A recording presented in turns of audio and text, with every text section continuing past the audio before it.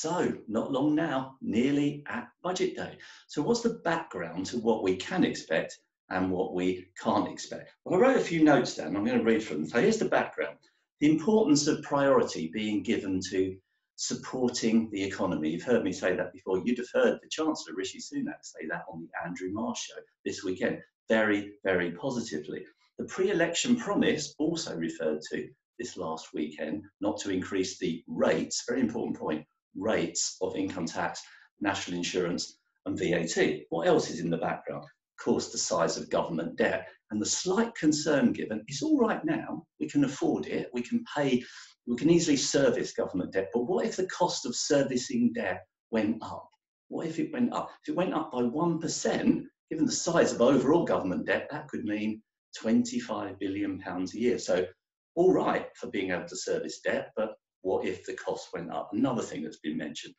The Chancellor's concern over the need at some point, and this was probably the strongest point made over the last weekend, to set about, using his words, repairing exposed public finances and returning to, a lovely phrase, fiscal conservatism as soon as it was possible, and to be level with the public about the size of the challenge going ahead. Of course, you've got the Office of Tax Simplification reviews of inheritance tax and CGT that have already been done and are laying there to be looked at.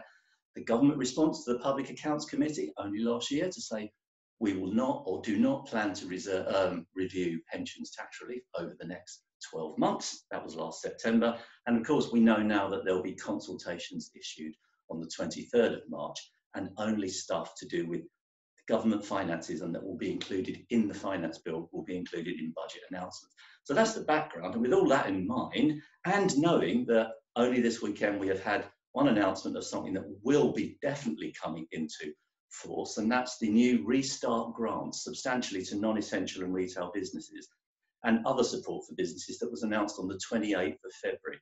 Other stuff we could be thinking about that the Chancellor, no one's has not confirmed and no one's given official confirmation to, but there's an awful lot about in the press, and that is the extension of the job retention scheme, the furlough scheme, until June being the end of all lockdown, subject to all the other conditions being satisfied, an extension of the stamp duty land tax holiday, a new mortgage guarantee scheme requiring only a 5% deposit for purchases up to £600,000. All that has been well trailed as being part of the government announcement, as well as all the support for the economy, individuals, jobs, etc. Possible freezing of the personal allowance and the threshold above which higher rates of tax become paid. And if you keep that freezing in place for a good number of years, that starts to generate quite a bit of money. And of course, there has been talk, and I've talked about it, about a possible start to an increase in corporation tax rates. So all of that possible, and we will know what we actually get on the 3rd of March, and we'll be covering it, of course, in all the detail you could desire in Techlink.